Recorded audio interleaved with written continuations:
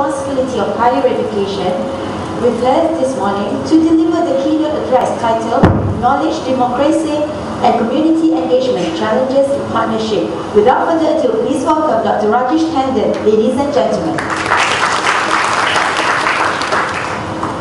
Assalamu alaikum and good morning.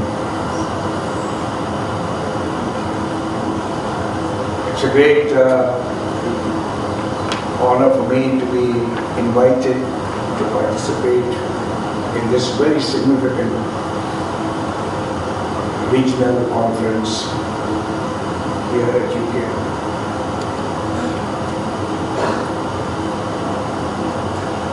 Transi Dato Dr. Sharifa,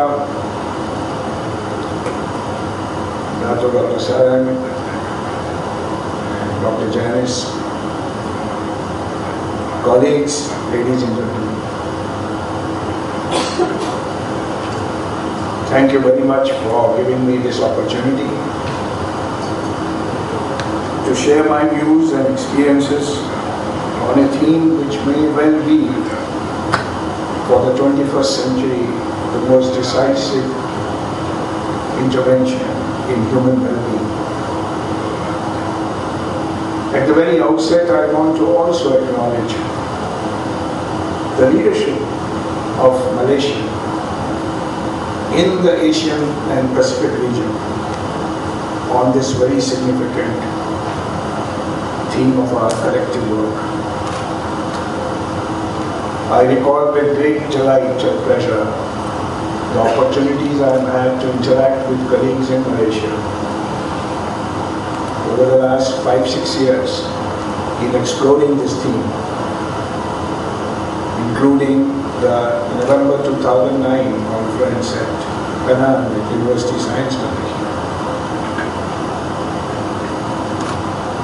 In my view, Malaysia is uniquely placed in the region to advance innovation and support community engagement of higher education throughout the Asian region. And I am therefore extremely delighted that we have colleagues from ASEAN and from the regional networks, so that we can look forward to Malaysia being a gathering ground for the Asian region as a whole. Beyond the ASEAN, but the Asian region as a whole. ASEAN as a building block, Asia as a family. I'm also very pleased to be here on the occasion of the launch of AsiaEngage as a platform which will push forward the possibility that different ones of us involved in promoting community engagement of higher education can find a common sphere, common platform, common space. Congratulations for launching AsiaEngage on this very historic occasion.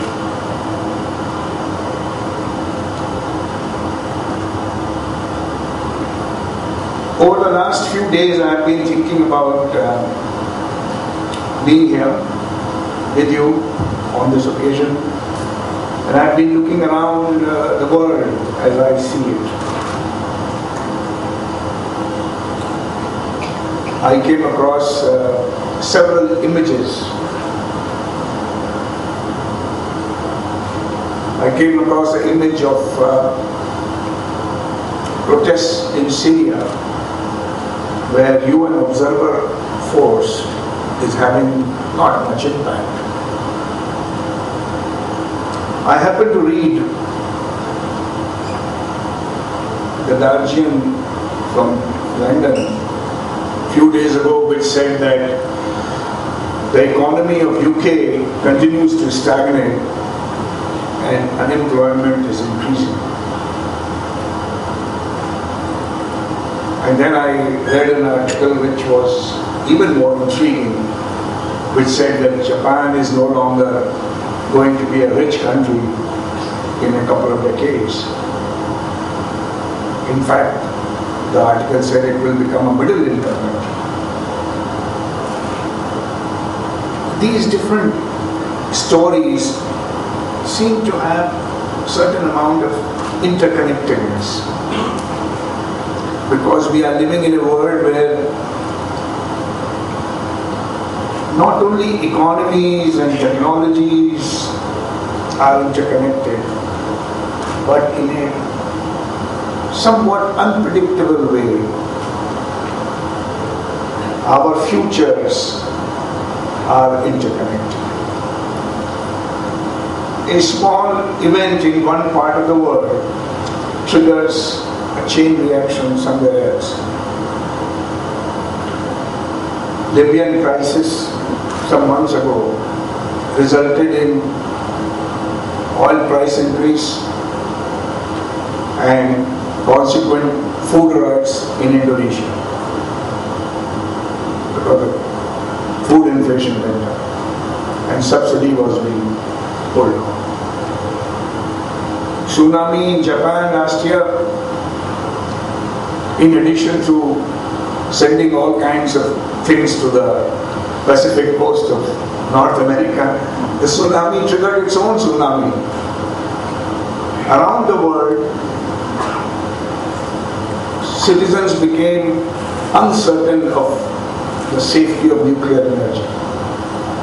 And a movement in southern India, fisher folk movement in southern India, which was protesting the building of a nuclear plant, but had lost its support, suddenly gained enormous public support following tsunami in Japan.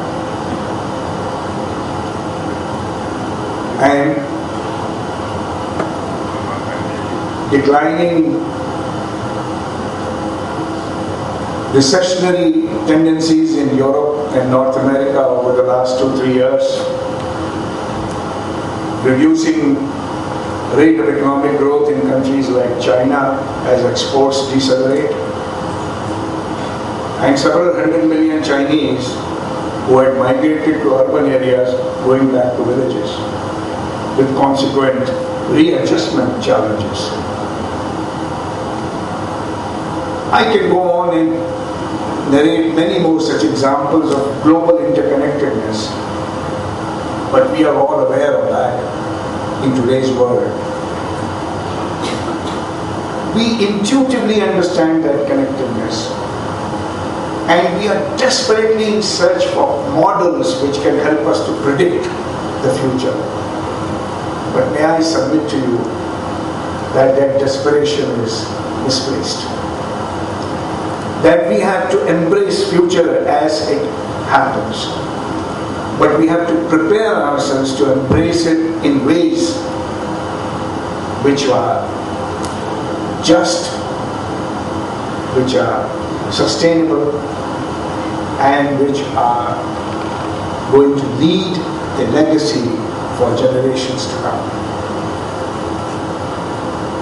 It is to this challenge that I want to present to you the relevance of the work that we are all doing. Last 2-3 years, what was known as the economic center of the world, New York, London, Berlin, etc., those societies, those countries are struggling to manage a 0.5% to 1% growth rate.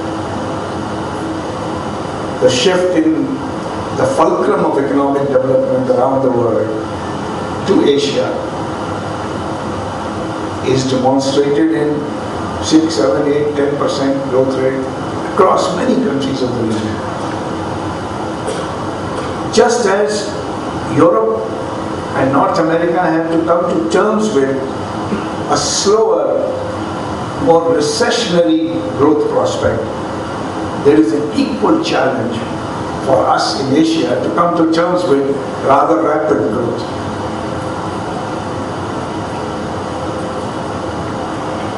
What has happened is dramatic, and its manifestation on the ground is also consequential. we have created the possibility in our region, perhaps for the whole humanity, that there is now material wealth, prosperity, to enhance our quality of life to unprecedented level, including accumulation of wealth to an unprecedented level. There are more billionaires rising in Asia today than elsewhere in the world.